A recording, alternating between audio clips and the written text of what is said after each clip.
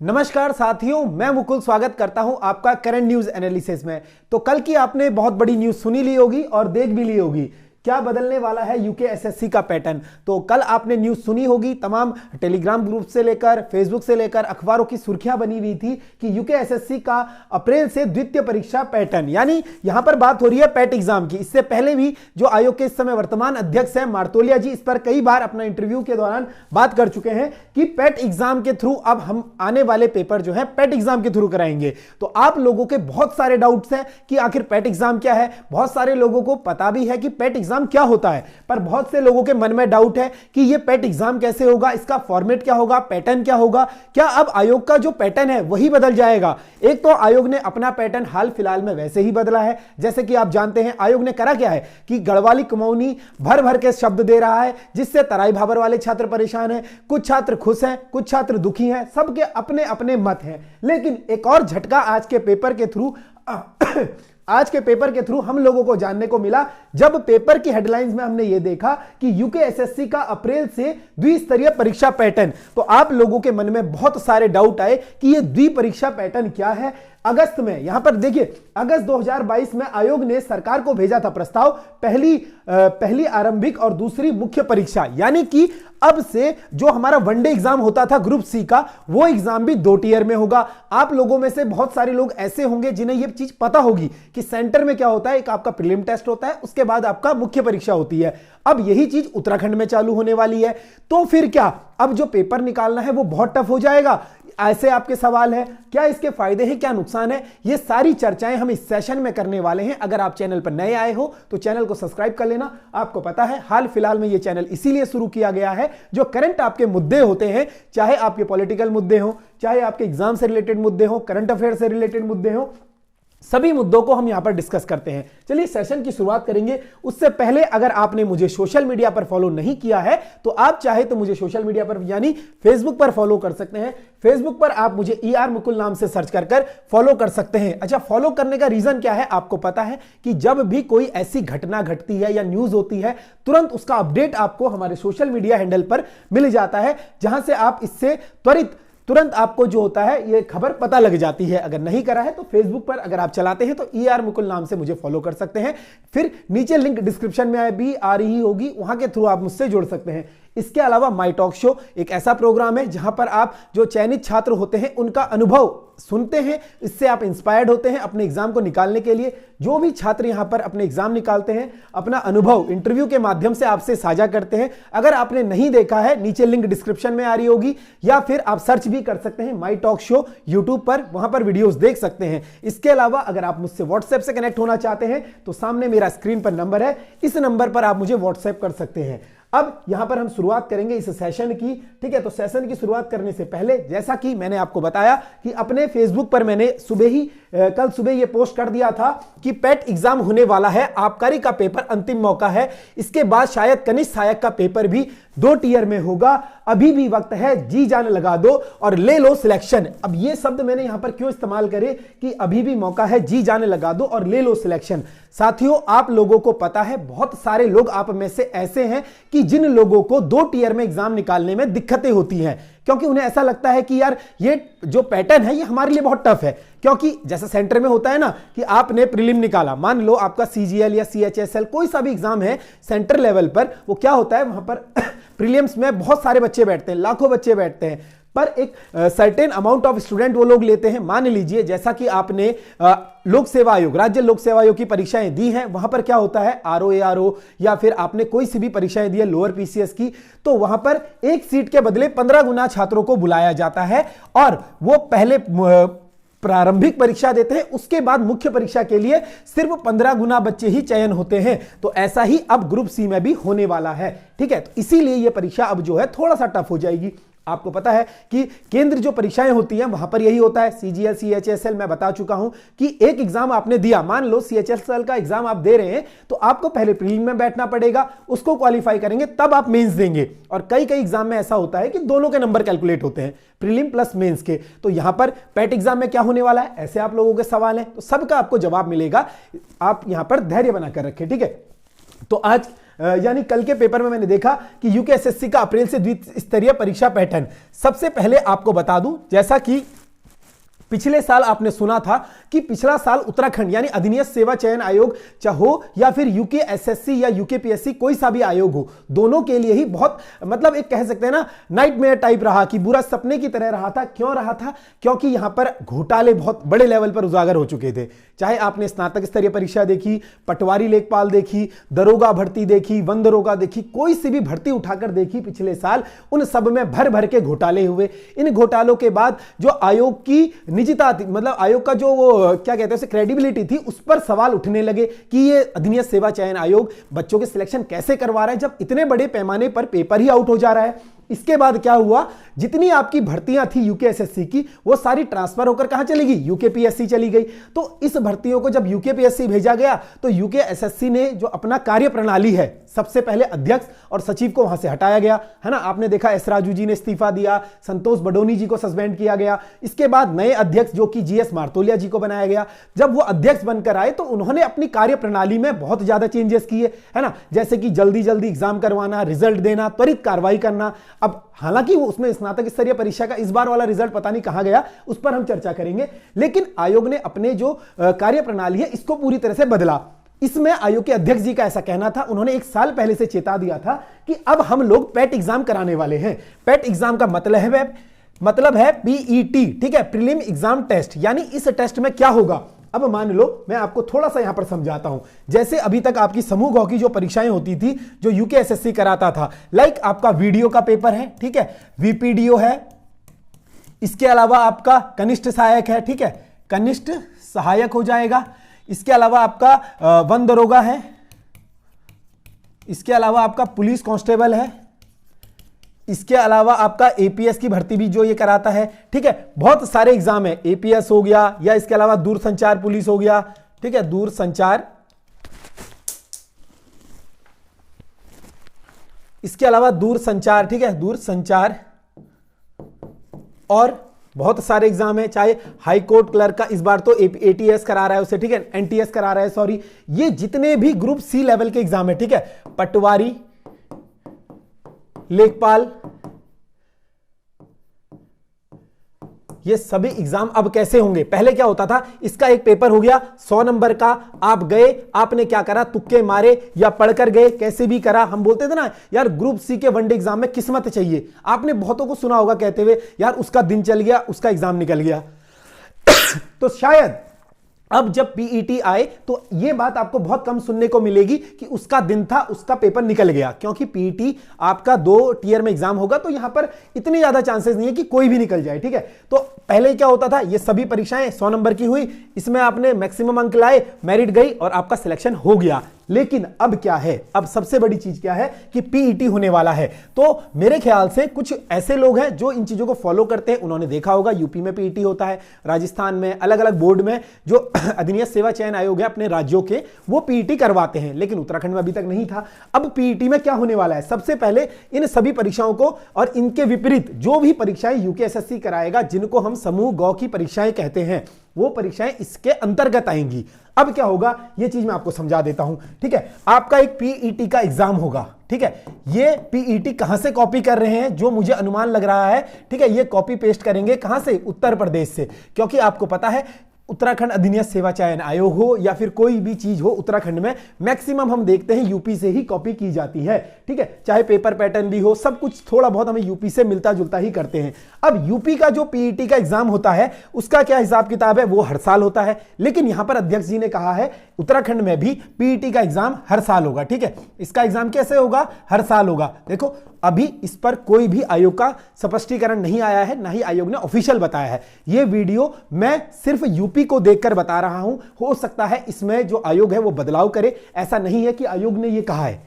मुझे जितना पता है, जितना मैंने पीईटी को पढ़ा उत्तर प्रदेश या फिर अन्य राज्यों से, उसी चीज को मैं आपको समझा रहा हूं। इसे बिल्कुल ये मत सोचिएगा उत्तराखंड में सेम ऐसा ही होगा, हालांकि होगा ऐसा ही, लेकिन इसमें चेंजेस भी होंगे, ठीक है। तो मैं बता दूंगा, आपको घबराना नहीं है। तो हर साल ये एग्जाम होगा। यूपी में इसकी वैलिडिटी क्या है, 1 साल की ही रहती है, 1 साल की, लेकिन उत्तराखंड में इसकी वैलिडिटी अध्यक्ष जी ने बताया 2 साल की रहेगी।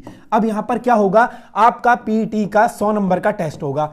यूपी में इसका सिलेबस अलग अलग है, जीएस भी आती है, जीके आती है, हिंदी आती है, ठीक है, मैथ्स आता है, रीजनिंग आता है, सब कुछ आता है 25-25 नंबर का। उत्तराखंड का सिलेबस अभी हमें नहीं पता है, लेकिन उत्तराखंड में भी कुछ ऐसा ही होने वाला है जहां पर आपको 25 नंबर में सब कुछ डिस्ट्रीब्यूशन मिलेगा। यहां पर हिंदी भी रहेगी, ठीक है, उत्तराखंड रहेगी, साथ में इसमें रीजनिंग रहेगी, जीएस रहेगा, करंट अफेयर रहेगा, सब कुछ जो आयोग का सिलेबस है वो एक हल्के स्तर पर रहेगा। हल्के स्तर पर क्यों रहेगा, क्यों पीईटी की जरूरत पड़ी, तो ये चीज मैं आपको बता चुका हूं। जब भर भर के घोटाले होने लगे, क्योंकि क्या होता है जब वनडे एग्जाम होता है तो जब प्रश्न पत्र बाहर आता है तो 100 नंबर का पेपर किसी को भी रटा दिया गया। पिछले साल याद होगा आपको, टॉयलेट की पर्ची में, टॉयलेट के पेपर जो होता है उसमें वीडियो के प्रश्न जो थे लिखे हुए पाए गए थे। यानी आप किसी को भी 100 नंबर का पेपर लीक करवा दीजिए, वो क्या करेगा, अपनी पर्ची में लिखेगा और उस पर्ची से नकल कर लेगा और आसानी से वो जो है नकल कर कर इस पेपर में सिलेक्शन ले सकता है। लेकिन अगर पीईटी होगा तो उसके पास पहले तो पीईटी क्वालिफाई होना चाहिए, पहले वो पीईटी में नकल करे, फिर उसके बाद वो पेपर में नकल करे। तो 2 टियर में इसलिए इसको कर दिया गया है। दूसरा रीजन क्या है, बहुत लोगों की डिमांड आती है कि पेपर 2 टियर में होता है तो नॉर्मलाइजेशन होता है, उसकी शिकायत थी। तो आयोग ने कहा है ठीक है भाई, नॉर्मलाइजेशन नहीं करेंगे, लेकिन एक सर्टेन अमाउंट ऑफ स्टूडेंट हमें अलग करना है। क्योंकि आपको पता है कोई भी एग्जाम है, लाखों बच्चे देते हैं, लेकिन कंपटीशन तो सिर्फ चुनिंदा हजारों बच्चों के बीच में होता है। तो उन हजारों बच्चों को ऐसा तो नहीं है कि हम इन्हीं को कहें भाई पेपर दो। पेपर जो दे रहा है वो 1 नंबर भी लेकर आ रहा है, माइनस में भी लेकर आ रहा है, ठीक है, 80 नंबर भी लेकर आ रहा है, 40 भी लेकर आ रहा है। तो इसका मतलब ये तो नहीं कि हम माइनस और 1 वाले को कह दे कि भाई तू पेपर मत दिया कर, भीड़ बढ़ जाती है ना। तो यहां पर पीईटी होगा तो ये सब पहले ही बाहर हो जाएंगे और पीईटी के बाद जो बच्चे बचेंगे उन बच्चों के बीच ही मुख्य परीक्षा का उन्हें मौका मिलेगा, ठीक है। तो हम पीईटी की यहां पर बात कर रहे हैं, पीईटी कुछ इस तरीके से होने वाला है आपका। अब पीईटी में क्या होगा, आपने ये पेपर क्वालिफाइंग एक नेचर बनाया जाएगा इसका, कि जो एक आयोग है, मान लो पीईटी के बच्चे, पीईटी में 1 लाख बच्चे बैठ रहे हैं, ठीक है, 1 लाख बच्चों में आयोग ने निर्णय लिया कि इतनी इसकी मेरिट जाएगी, इतनी इसकी कट ऑफ जाएगी। क्योंकि उसको यहां पर 30 यानी 40% बच्चे लेने हैं। उसने देखा कि 40% बच्चे इनफ है कि जो पीईटी क्वालिफाई कर रहे हैं, तो पूरे बच्चों का ओवरऑल 1 लाख का यानी कि 40,000 बच्चों में वो कट ऑफ जारी कर देगा कैटेगरी वाइज, कि जनरल की 60 गई, ओबीसी की इतनी गई, एससी एसटी इतनी गई, तो वो कट ऑफ जारी कर देगा और जो उस चीज को क्वालिफाई करेगा वो क्या हो जाएगा, पीईटी क्वालिफाई हो जाएगा। मान लो यहां पर जनरल की मेरिट में बता रहा हूं 65 गई, ठीक है, तो जितने भी 65 में आ रहे हैं जनरल वाले, 65 से अधिक भी हो सकते हैं, कम वाले बाहर हो जाएंगे, अधिक वाले इसमें सिलेक्ट हो जाएंगे। अब क्या होगा, ये 65 नंबर आ गए, इसने पीईटी क्वालिफाई कर लिया। इसके बाद कोई वैकेंसी आई, ठीक है, मान लो वैकेंसी आई आपकी वीडियो की दोबारा से, फिर क्या होगा, इस वीडियो की भर्ती को कौन भर पाएगा, जिसके पीईटी में 65+ नंबर है और इसी साल में।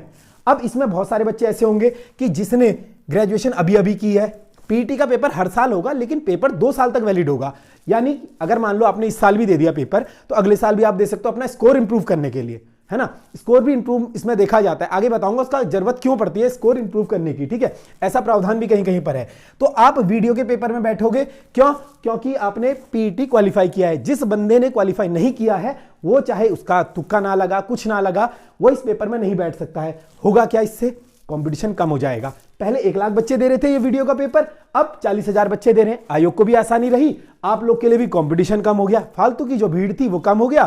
तो आयोग का जब सिस्टम में कम बंदे होंगे तो उस हिसाब से अरेंजमेंट करेगा।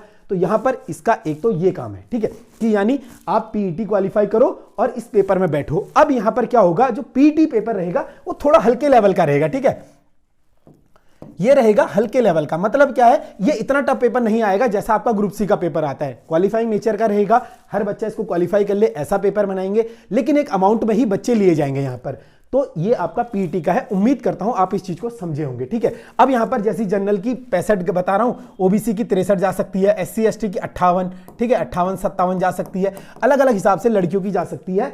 इससे अधिक जो नंबर लाएगा वही बंदा इस पेपर को दे पाएगा, चाहे वीडियो हो, चाहे कोई सी भी लेखपाल की भर्ती आ रही हो। जो क्वालिफाई नहीं करेगा, मान लो किसी ने क्वालिफाई नहीं कर पाया, कोई छात्र, देखो इसका फायदा बता रहा हूं मैं आपको, आप लोग के लिए भला क्यों है। मान लो कोई छात्र इसको नहीं दे पाया, क्वालिफाई नहीं कर पाया, उसने क्या करा, इस साल जनवरी में आपका पेपर हो गया, ठीक है, फरवरी में पेपर हो गया सीईटी का, एक एग्जांपल देता हूं आपको। सीईटी का पेपर फरवरी में हो गया और इस पेपर में बहुत सारे बच्चों ने क्वालिफाई करा और कुछ बच्चे क्वालिफाई नहीं कर पाए और सितंबर में आपकी भर्ती आ गई। अब सितंबर में भर्ती आई तो फरवरी में जिसने पेपर दिया था वो बच्चा जो क्वालिफाई नहीं कर पाया, ऐसा तो है नहीं कि वो छोड़ देगा, होंगे कुछ लोग छोड़ेंगे लेकिन कुछ लोग मेहनत जारी रखेंगे। तो फरवरी से लेकर सितंबर तक वो भी पढ़ाई में बहुत खतरनाक हो जाएगा, है ना। अब वो कितना ही खतरनाक हो लेकिन वो वीडियो की भर्ती नहीं भर पाएगा। क्यों नहीं भर पाएगा? क्योंकि भैया उसका तो ये सीईटी क्वालिफाई नहीं हुआ था, है ना, पीईटी सॉरी, तो उसका पीईटी क्वालिफाई नहीं हुआ है तो वो ये एग्जाम को नहीं भर पाएगा। मतलब क्या है कि कंपटीशन कम हो गया, तो ये फायदा है। अब नुकसान क्या है ये भी बताऊंगा, ठीक है। अगर ऐसा होता है तो नुकसान क्या है, ये बहुत बड़ा नुकसान होगा आप लोगों के पास में, ठीक है। अब क्या है, मैं आपको पीईटी के फायदे तो मैंने आपको बता दिए, यहां पर फायदा क्या होने वाला है आपको फायदे पता लग गए। अब इसके नुकसान की हम अगर यहां पर बात करें नुकसान की, तो इसमें जो मैं देख रहा था कि बहुत से बच्चे हैं, मान लो किसी ने ग्रेजुएशन करी इस बार मार्च में, ठीक है, मार्च में कोई छात्र इस बार ग्रेजुएट हो गया, मार्च में ग्रेजुएट हुआ, लेकिन जो पीईटी का एग्जाम है वो फरवरी में कंडक्ट करा दिया आयोग ने, ठीक है। फरवरी में कंडक्ट करा के उसका 1-1.5-2 माह में रिजल्ट आ जाएगा, ठीक है, अप्रैल में रिजल्ट आ जाएगा। अब क्या है, कोई यहां पर ग्रेजुएट हो गया है, उसने एक फॉर्म निकाले आयोग ने लेखपाल के, ठीक है, लेखपाल के फॉर्म निकाले। तो वो फॉर्म इसलिए जो यहां पर छात्र है, ठीक है, आयोग ने क्या करा, लेखपाल के फॉर्म निकाले और पीईटी का एग्जाम फरवरी में हो गया है। अब रूल क्या है कि पीईटी के बिना आप लेखपाल के पेपर में नहीं बैठ सकते जब तक पीईटी क्वालिफाई नहीं रहोगे। लेकिन ये जो बंदा ग्रेजुएट हुआ है ये तो मार्च में हुआ है, इसका मतलब ये पीईटी का एग्जाम नहीं दे पाया और लेखपाल का फॉर्म भी नहीं भर पाएगा, क्योंकि लेखपाल के फॉर्म कब आए, लेखपाल के फॉर्म आए अगस्त में। तो देख रहे हो विडंबना, ये नुकसान है इसका, ठीक है। इस छात्र की इसमें कोई गलती नहीं थी, इसको क्या करना होगा, अगले साल पीईटी का इंतजार करना होगा और अगस्त में, चाहे ये पेपर अगस्त में भर्ती आई हो, अगले साल हो, कितने साल बाद ही हो, लेकिन जो भर्ती भरने का प्रावधान होता है वो इसके हाथ से निकल जाएगा। इससे किसका फायदा है, पुराना बच्चा जो तैयारी कर रहा है उसके लिए कंपटीशन कम हो जाएगा, नए बच्चे के लिए नुकसान हो जाएगा, क्योंकि भाई उसकी क्या गलती है, अगर उसका रिजल्ट 2 महीने पहले आ जाता तो वो भी पीईटी दे लेता, है ना। तो पीईटी शायद में भी ऐसा हो जाए कि ग्रेजुएशन, सॉरी यहां पर एक चीज गलत हो गई है, ठीक है, पीईटी की जो एलिजिबिलिटी है शायद मेरे ख्याल से वो 12वीं पास रखेंगे लोग, ठीक है, 12th पास रखेंगे, सॉरी यहां पर ये चीज गलत हो गई है, इस चीज को समझिएगा। पीईटी वाला 12वीं पास होती है, ठीक है, यूपी में 12वीं पास है, तो जिसने 12वीं करी है वो पीईटी का एग्जाम दे देता है, तो यहां पर ये वाला नुकसान नहीं होगा, सॉरी। लेकिन अगर मान लो कोई 12वीं पास है, ठीक है, अब 12वीं पास की भर्ती आ रही है, यहां पर इस एग्जांपल को 12वीं पास वाला ले लेना, ठीक है, 12वीं में उसके बोर्ड के एग्जाम हुए, रिजल्ट उसका बाद में आया, तो वो थोड़ी पेपर दे सकता है ना, और जो 12वीं के पेपर है वो नहीं भर सकता है वो, तो ये यहां पर ये 12वीं वाले का एग्जांपल ले लेना। लेखपाल तो ग्रेजुएट ही भर पाएगा, जैसे 12वीं की भर्ती आती है ना, बहुत सारी सचिवालय रक्षक की आती है, पुलिस कांस्टेबल की आती है, फॉरेस्ट गार्ड की आती है, तो वेरियस जो भी भर्तियां आती हैं, तो उन भर्तियों में जिसमें 12वीं पास चाहिए रहता है, ठीक है, उन भर्तियों में क्या होता है कि ये लोग नहीं भर पाएंगे क्योंकि मार्च में तो उनके बोर्ड के एग्जाम हो जाएंगे, है ना, लेकिन पेपर पीईटी का फरवरी में हो जाएगा, तो ये चीज यहां पर इनके लिए नुकसानदायक है। दूसरा नुकसान क्या है ये चीज समझिएगा, ये मुझे लगता है अगर ऐसा हुआ, मैं फिर से कह रहा हूं ऐसा नहीं है कि यही होगा या ये होता है, मैंने सुना था या सुना है, शायद हो सकता है मैं गलत हूं, लेकिन मैं आपको चेता रहा हूं, अगर ऐसा होगा तो पीईटी शायद बहुत बवाल खड़ा कर देगा। क्यों कर देगा, जैसे मान लो पीईटी है, ठीक है, पीईटी का टेस्ट हुआ आपका, ठीक है, इसमें मैंने अभी तक क्या बताया, 65 मेरिट गई। अब 65 मेरिट में तो क्या है, ये लिस्ट नंबर है, किसी के यहां पर 70 भी आएंगे, किसी के 75 आएंगे, किसी के 80 आएंगे, किसी के 85 आएंगे, अलग अलग कैटेगरी के छात्र रहेंगे ना यहां पर, टॉपरों में वैसी कैटेगरी में रहेगा। तो यहां पर क्या होगा, पीईटी, अब मान लो एक भर्ती आई, ठीक है, वन दरोगा की भर्ती आई, ठीक है, वन दरोगा की भर्ती आई और आयोग ने बोला है जिसने पीईटी क्वालिफाई करा है वही वन दरोगा की भर्ती में बैठ पाएगा, ठीक है। इससे क्या होगा, वन दरोगा में साइंस का सिलेबस है, अब बहुत सारे बच्चे ऐसे रहेंगे कि साइंस साइड वाले जो पीईटी जिनका वो जीएस वगैरह कमजोर होता है ना, वन दरोगा में तो साइंस साइड थी और मतलब साइंस सिलेबस था, तो उनका पीईटी में स्कोर कम रहेगा। लेकिन एक कुछ जगह ऐसा भी प्रावधान है, ठीक है, मैं ये नहीं कह रहा हूं उत्तराखंड में ऐसा ही होगा, वहां पर क्या है, जो पीईटी के एग्जाम के टॉपर्स हैं, ये तो मेरिट है, अब इन्होंने बोला वन दरोगा की भर्ती है मात्र 150 पदों पर, ठीक है, 150 पद पर है और आयोग कह रहा है कि हम पीईटी के सिर्फ मात्र इसके 150 के 20 गुना बच्चों को लेते हैं, ठीक है, हम पीईटी के 20 गुना बच्चों को लेते हैं जिन्होंने 20 गुना बच्चे हैं। अब 20 गुना में 65 वाला तो नहीं आएगा, क्योंकि 65 वाले किस में आ रहे हैं, 40% में आ रहे हैं ना, जैसा मैंने आपको बताया था कि 1 लाख के 40% 65 मेरिट में आ रहे हैं। लेकिन यहां पर जो 20 गुना बच्चे हैं तो इसमें क्या हो रहा है, 65 वाले नहीं 75 प्लस वाले आ रहे हैं। यानी इसमें भी क्राइटेरिया इन्होंने दे दिया कि जिसके 75 से ज्यादा नंबर हैं सिर्फ वही वन दरोगा के फॉर्म भर सकते हैं। क्यों? क्योंकि 20% लोगों को आयोग ले रहा है जिसके पीईटी में 75 प्लस नंबर है, वही इस फॉर्म को भर सकते हैं। तो यहां पर इसकी गलती क्या है भाई? इसने तो क्वालिफाई करा है, लेकिन आपका जो नया कानून कह रहा है कि इसने तो 20% ले रहा है, तो ये 65 वाला क्वालिफाई क्यों नहीं कर रहा है? ये भीड़ कम करने के लिए, बढ़ाने के लिए ऐसा हो सकता है। मैं ये नहीं कह रहा हूं उत्तराखंड में ऐसा होगा, कई बोर्ड में ऐसा होता है कि अगर भर्ती लिमिटेड आए, अगर यहां पर पद ज्यादा आ रहे हैं तब तो 40% की जगह 50 भी ले सकते हैं, लेकिन पद कम आए तो वो परसेंटेज को घटा भी सकते हैं।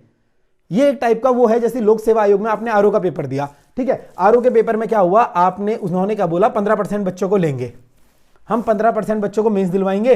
100 पद थे, 100 पद की जगह उन्होंने मेंस के लिए 1500 बच्चे बुला लिए। उन्होंने बोला हम एक बच्चे पर 15 बच्चे बुलाएंगे, तो उन्होंने 100 सीट की जगह 1500 बच्चे बुलाए, इन 1500 में से कर लिया।